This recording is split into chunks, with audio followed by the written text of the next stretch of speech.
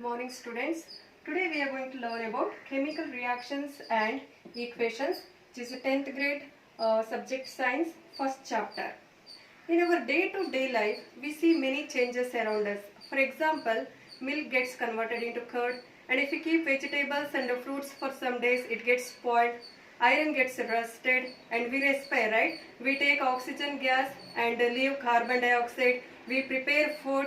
All these changes every day we will be seeing around us. In science, all these changes are broadly classified into physical changes and chemical changes. In your lower grades, already you have learnt about what are the physical changes and what are the chemical changes, differences, examples, everything.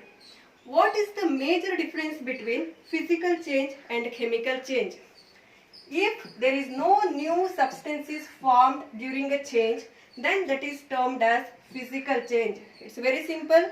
If there is no new substances formed during a change, then it is termed as physical change. To understand, let me take an example. We'll take ice cubes. Have you all seen, right? It is in a solid state. So I have written S in the bracket. When you heat the ice cubes, what happens? It converts from solid state to liquid state. It becomes water. Again on heating, we get steam. That is the gaseous form of water. Here also formula is H2O. Here also it is H2O. Steam also H2O. Did we get any compound here, new compound? No, right? There is no new product is formed here. Hence, this is an example for physical change. Now, next we will move to the chemical changes.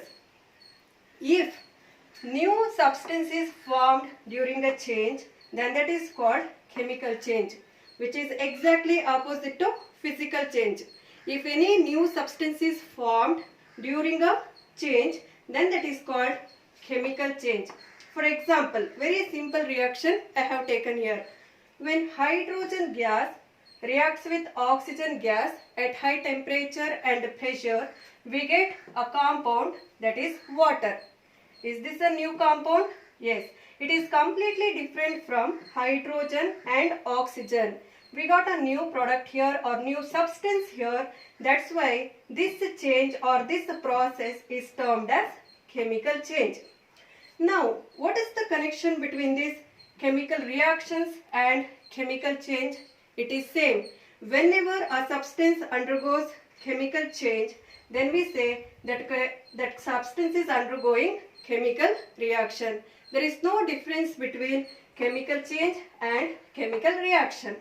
Now, the next question arises. How can we determine a compound or substance is undergoing chemical reaction or not? For that, we will see some experiments to understand that. In the first experiment, in this pic, you can see magnesium ribbon is here, right? Here it is a Bunsen burner. When you take a small piece of magnesium ribbon and burn it, you can see magnesium burns with a dazzling white flame. After that, what happens? You can get a grayish or white color powder, right? It's very simple.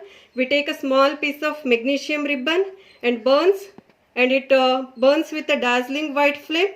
Then finally we get this compound that is white color or grayish color compound.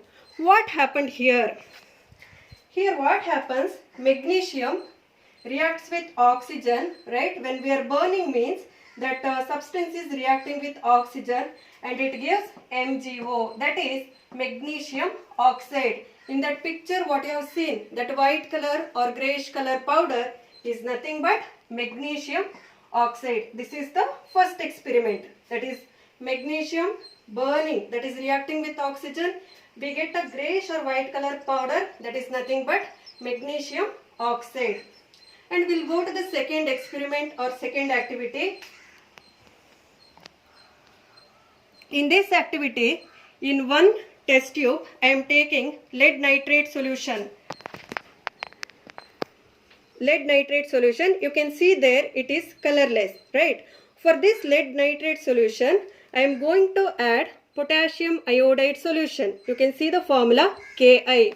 when I add potassium iodide solution to lead nitrate solution, you can see immediately yellow color solid substance is formed.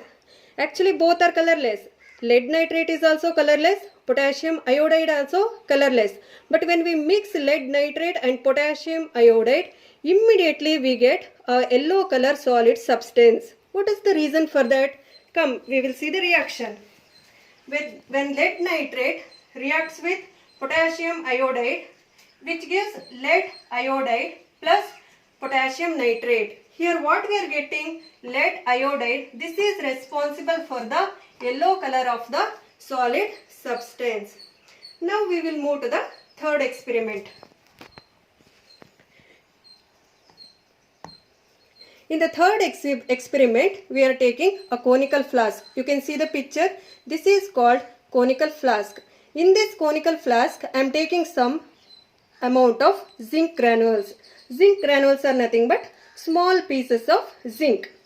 To that you can add dilute sulfuric acid or dilute hydrochloric acid. Here it is dilute sulfuric acid. When we add dilute sulfuric acid to zinc granules, you can see some gas will be liberating. Here you can see in this cork there is a small glass tube.